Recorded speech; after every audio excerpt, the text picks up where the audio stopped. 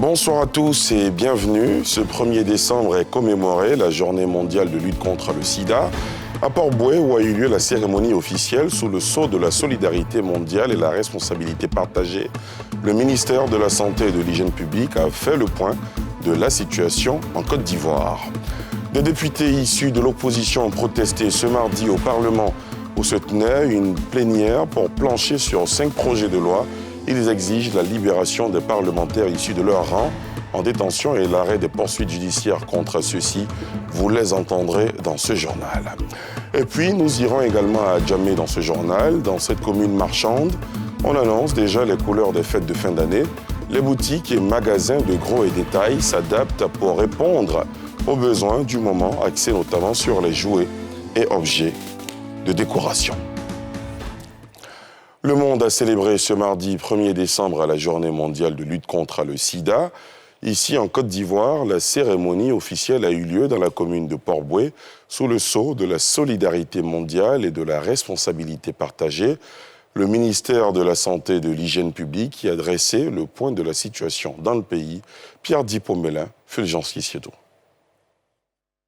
Ambiance de fête à la célébration de la 33e édition de la Journée mondiale de lutte contre le sida. Défilé rythmé par la fanfare des associations et ONG engagées dans l'éradication de ce fléau, investiture du comité communal de lutte contre le sida et visite de stands ont marqué la cérémonie. Le ministre de la Santé et de l'Hygiène publique rappelle la situation particulière de la Côte d'Ivoire. En Côte d'Ivoire, même si l'on note une baisse des nouvelles infections en 2019, les femmes restent les plus touchées, avec 7 211 nouvelles infections sur les 12 187, soit 59,11%.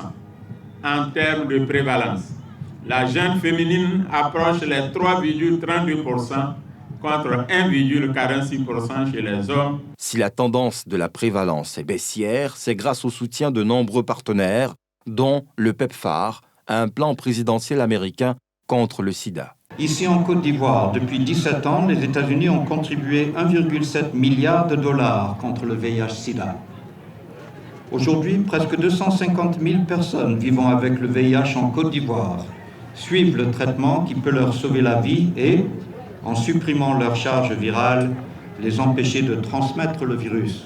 Malgré les progrès en matière de traitement et de prévention, en 2019, 26 millions de personnes dans le monde portent encore le virus et plus de 600 000 malades en sont morts.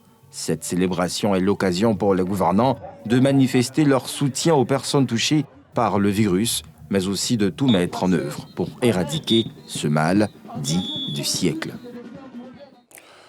Le chef du gouvernement ivoirien Ahmed Bakayoko a présidé ce mardi à la primature une réunion interministérielle sur la problématique de l'emploi des jeunes, réunion impulsée par le chef de l'État pour ces ministères qui ont choisi le lieu de passer en revue les défis sur la question afin de définir une stratégie pérenne. Nadia Eidja.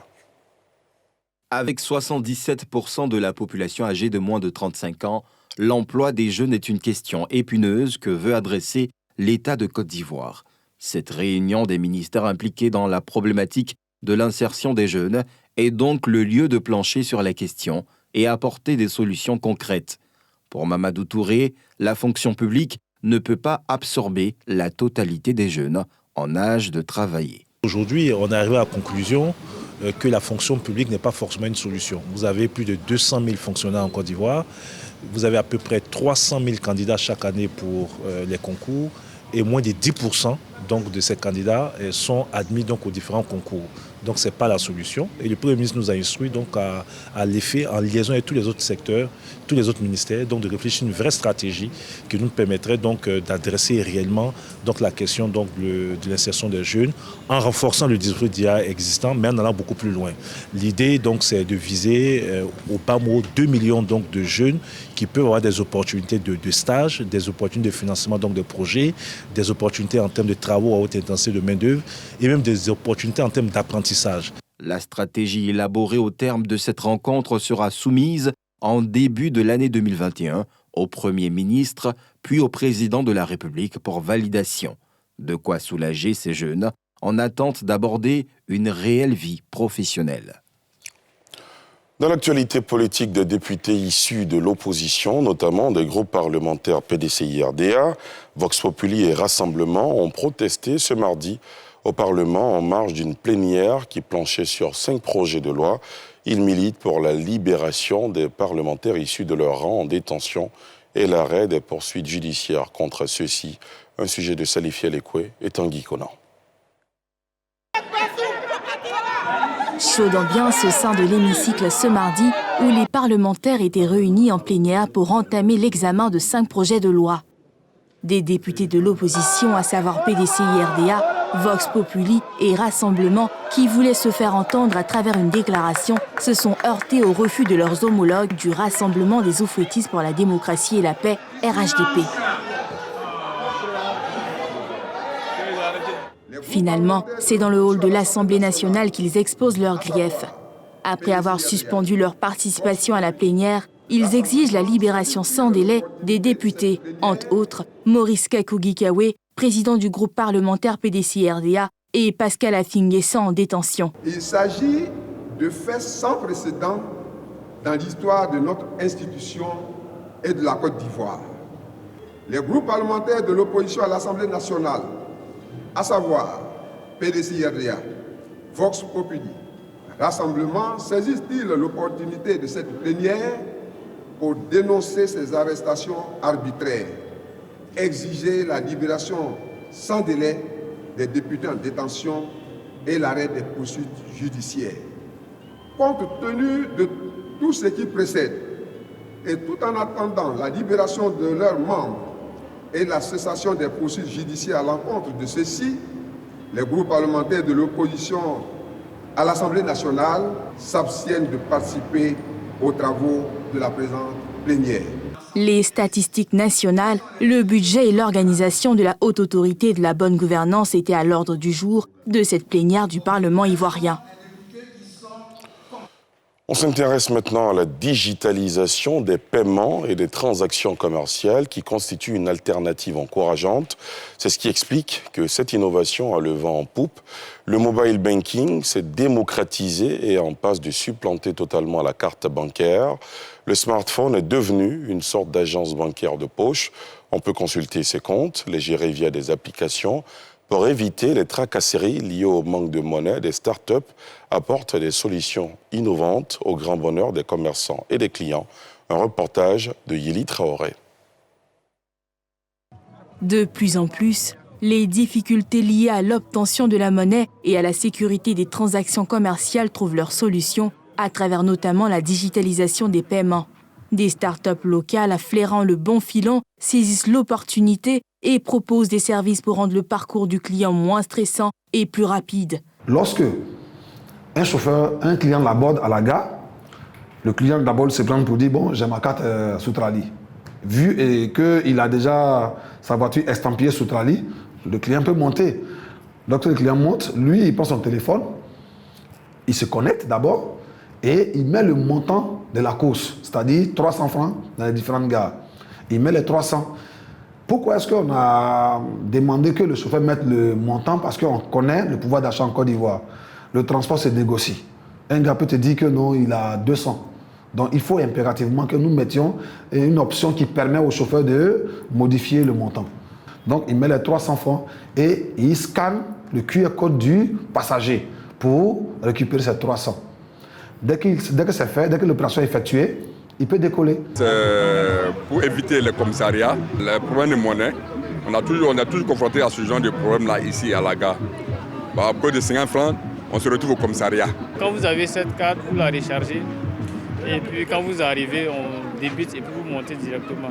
Donc ça fait que souvent les petits querelles avec les chauffeurs, tu me dois 50 francs, 100 francs, donc tout ça c'est réglé, quoi. Des structures médicales de la capitale ne sont pas en reste et proposent dans la même veine des services pour éviter aux clients un parcours du combattant. En 2020, il fallait qu'on leur donne une carte qui ne soit pas juste une carte avec le nom et le numéro patient, mais qui soit une carte beaucoup plus complète. Et donc, c'est dans cette recherche-là qu'on s'est dit qu'on allait développer une carte prépayée, donc qui favorise bien sûr l'inclusion financière. Et sur cette carte prépayée-là, on aurait le numéro patient de la personne et un code barre qui rappelle le numéro patient, qui facilite la prise en charge. C'est une carte prépayée, donc c'est une carte dans laquelle que vous pouvez charger, donc qui contient de l'argent, et que vous pouvez utiliser, c'est Visa International, que vous pouvez utiliser dans tous les commerces, et que vous pouvez aussi utiliser pour payer vos frais de soins. On a lancé la carte il y a un mois, et aujourd'hui nous avons plus de 2000 cartes qui sont déjà en circulation, et connaît un franc succès. Avec cette carte, quand nous arrivons, pas besoin de trop parler, il suffit de prendre la carte, c'est-à-dire avec la lecture des codes barres, et voilà, ça va rapidement. À côté de ça aussi, vous avez le paiement des prestations. Je n'ai pas besoin de la liquidité sur moi. Voilà, déjà c'est pour un problème de sécurité. Pas besoin de liquidité, j'ai juste présenté ma carte. J'ai de l'argent là-dessus, c'est une carte prépayée. Et voilà, j'ai pu faire mes paiements. Ces nouveaux venus arrivent sur un terrain qui était déjà occupé par le mobile banking, développé initialement par des sociétés de téléphonie mobile, dont l'une vient de lancer en grande pompe sa propre banque à 100% digitale. La digitalisation des paiements et des services a certainement de beaux jours devant elle, notamment dans le contexte de crise sanitaire planétaire que nous vivons. Direction maintenant à Djamé, dans cette commune marchande, on annonce déjà les couleurs des fêtes de fin d'année. Les boutiques et magasins de gros et détail s'adaptent pour répondre aux besoins du moment. Le temps des fêtes de fin d'année, ce marché devient l'antre des jouets et articles de décoration. Malgré une activité timide en ce 1er décembre, les commerçants ne désespèrent pas quant à l'occasion de faire du profit en cette fin d'année. Nadia Eidja, Eric Kimon. À Djamé, boulevard Nangui à Brogoua. Dans ce magasin, c'est déjà Noël. Sur les rayons, une variété de jouets, mais aussi des objets décoratifs pour les fêtes de fin d'année. Tout pour combler parents et enfants en ce mois qui se veut des plus festifs. Je suis venue acheter quelques petits cadeaux pour mes neveux, des jouets pour mes neveux et nièces aussi. Je préfère venir un peu plus tôt. Là, le reste, je profite pour faire d'autres choses. Bon, je suis venue acheter un sapin de Noël pour les fêtes de fin d'année, voilà. Décorer la maison pour être un peu dans l'esprit de Noël. Et au moins qu'on arrive à la maison, ça égaye un peu la maison.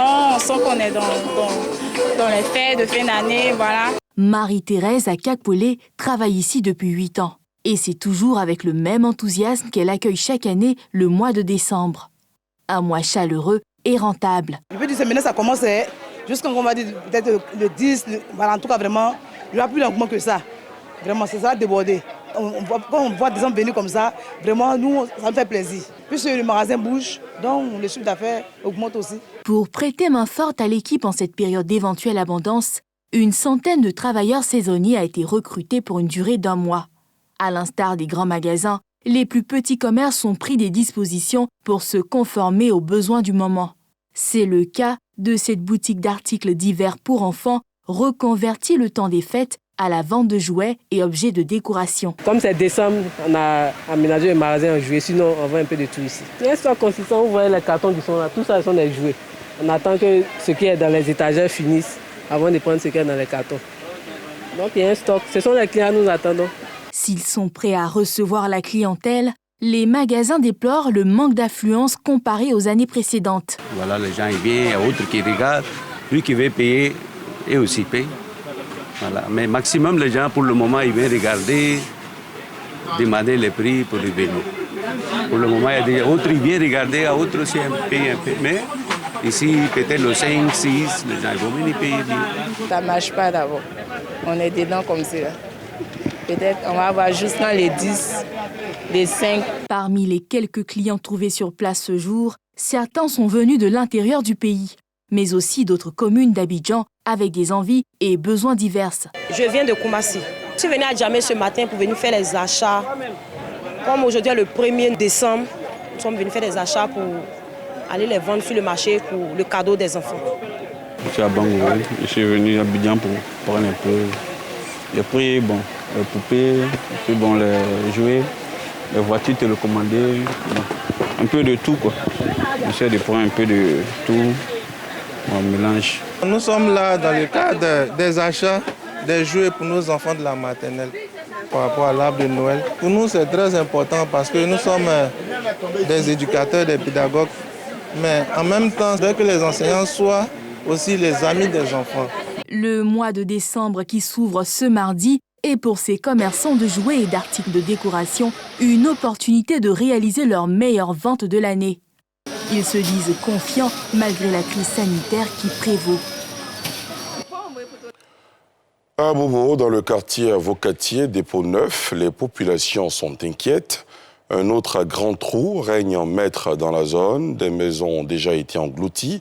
Un établissement et des business abandonnés. Des résidents appellent les autorités compétentes à la rescousse quand d'autres préfèrent abandonner le site avant que le pire n'arrive. Le témoignage de Salifiel Ekwe et Tanguy Konan. À Bobo, commune au nord de la capitale économique ivoirienne. Nous sommes dans le quartier à Bobo-Avocatier, derrière le dépôt neuf. Un ravin s'y est installé depuis de nombreuses années. Ce trou progresse, donnant des sueurs froides aux résidents. Depuis 2015, ce trou est en train de mettre en crainte l'habitat des derrière dépôts. Voici une maison que vous voyez là, qui sera presque atteinte par ce trou. Ici, il y avait un bistrot. D'ailleurs, tous ceux qui habitaient là ont préféré partir. Ils ont perdu les maisons, ils ont perdu les biens. Aujourd'hui, voici un trou qui, à l'horizon 2025, sera obligé de faire déménager presque tout un quartier. Nous souhaitons que la commune à Bobo puisse se soucier de ce trou. Cette famille, après plus d'une trentaine de vies passées ici, préfère abandonner le site. On en garde de bons souvenirs, mais il faut se mettre à l'abri. C'est triste quoi, c'est triste. Parce que on a tout fait ici. Les moments de joie, les moments de pleurs, en tout cas. Puis quitter le quartier comme ça. Gros tout là même a fait que les amis qu'on avait ici, en tout cas beaucoup d'hommes sont partis. On a peur parce que nous sommes dans un temps de trou de pluie. Bon, on ne veut pas que le pire arrive. Donc nous sommes venus faire partie des parents de notre maison. À part l'argent, mais on est obligé, à cause de la vie, on est obligé de faire partie tous les parents. Cet établissement primaire créé dans les années 80 reste l'ombre de lui-même. C'est avec émotion que son directeur Désiré Kodjo revient sur les ruines de l'édifice. La nostalgie et l'amertume au rendez-vous. Nous sommes partis en 2018.